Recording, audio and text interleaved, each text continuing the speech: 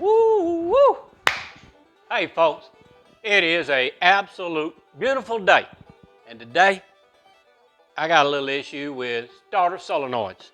And I thought I'd take a minute, go over how to test a good one and a bad one, tell the difference. Even gonna do a quick little track down how I determined that I wanted to pull this off and test it. I know it's bad, but I'm gonna show you how to do it. Jason, you commented that you have one of these doohickeys, you called it, but you didn't know how to use it. As long as you've been doing this, I suggest you take a minute, maybe YouTube it, and figure out some of the applications you use this for in your wonderful hobby that you have. All right, moving on from that, let me take you over here to this mower and show you how I tracked down to this point of determining that this solenoid needed to come off of there, and we're gonna bench test it. Come on over here with me.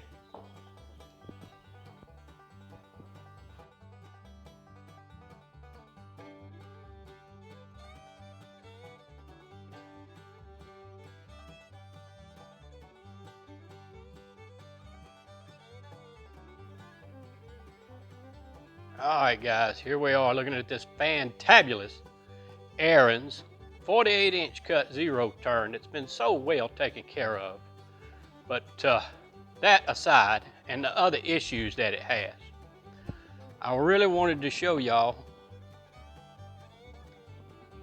the solenoid and test it for you. But there's so much in here in the way, I could barely get my old hands down in there. But what I did is I tracked down, these are your two wires, your wire from your switch, and then your safety ground.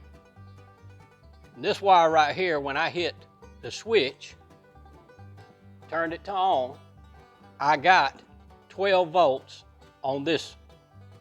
That tells me I need to go a little further and check out that solenoid switch. Let's go test it. Maybe I can explain it a little better. Let me get my crayons out. Folks, I'm gonna do my best to explain this, and I hope that I explain it in a proper manner. I do want to holler out there to Mr. Rayleigh at Rayleigh's Small Engine. I spoke to him and he corrected me on something I was wrong on all these years. Because for so long, all I ever seen was a solenoid with this single post right here. Of course, my battery post, but this one right here. I was under the assumption that always had to be the pole for my switch. He has informed me it don't matter. If you've got a four post switch, you can hook your switch, your hot side coming in from here, and go from here back to your safety grounds. And if you are replacing using a 4 post going back to a 3, I've always known I could come off of one of the posts and ground it out and use a 4 post in the place of a 3. You can't do that the other way around. So thank you for that and setting me straight. So let's take a look at our start system. It's pretty basic. We've got a battery. All right, coming off of our negative side, we're gonna have a ground. Always check your grounds. Make sure that the base of this is clean, where it mounts is clean. That's gonna be your first step. Make sure that is clean and your grounds are good. The next thing we've got a hot lead coming off our battery. That hot lead is gonna be a battery cable. It's gonna come around to that main post on your solenoid. Now also coming off this post, we gotta get power to the switch. So there's gonna be a lead comes off of there to one side of that switch, like so. This is representing an open circuit. Now, when you turn the key, that open circuit is gonna become closed. And we're going to have a lead coming from this side of the pole in the switch to this post. I'm just going to keep them in order. To this post on the solenoid. This one or this one, pick one, I don't care, but it's going to go to one of these posts. Once that connection's made, you're going to close that electromagnetic switch, causing a jump between this pole and this one. This side right here is going to have a lead coming out to your starter, only leaving one pole left, which is going to be this one. If you're replacing a 3-pole with a 4-pole, that can go straight to ground. If not, you're going to have a wire for your safety system on there that will plug in here. Folks, I hope that helps, and I hope I'm correct in that. I believe I am. If you got any questions, look it up. I'm sure you'll find an answer.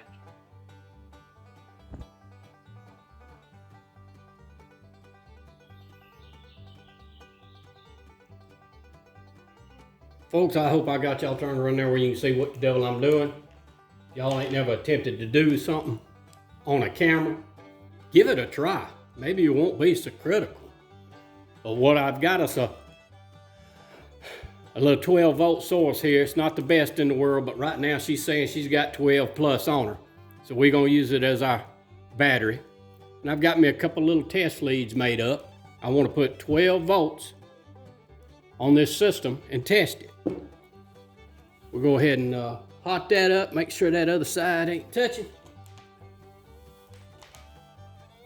And what I'm looking to do, I'm gonna hit me a ground on this side, and then I'm gonna hit this hot lead on that one. We're gonna check continuity between them two posts. See if I can get the thing to stand up.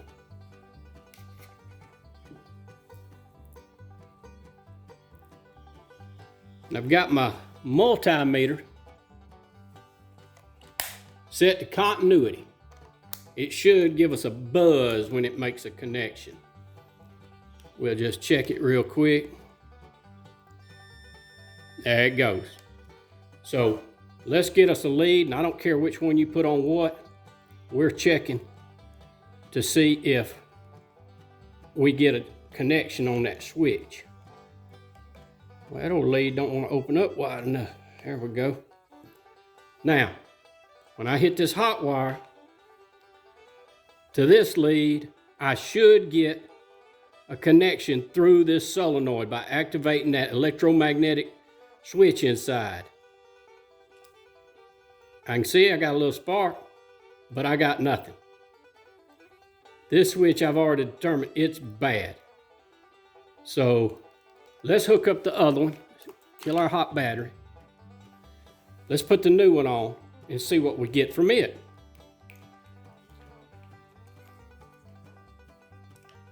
Old, no good. New, better be good. Let's go ahead and get our ground on this tab.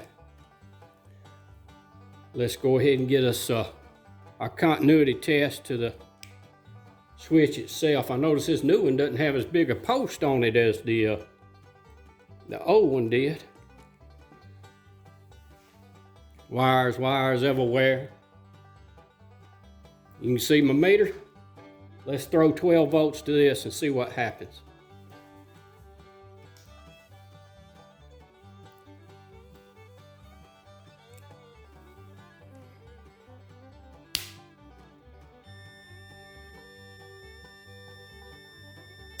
And that one tests good. Get all this wire off here. Get this battery out of the way.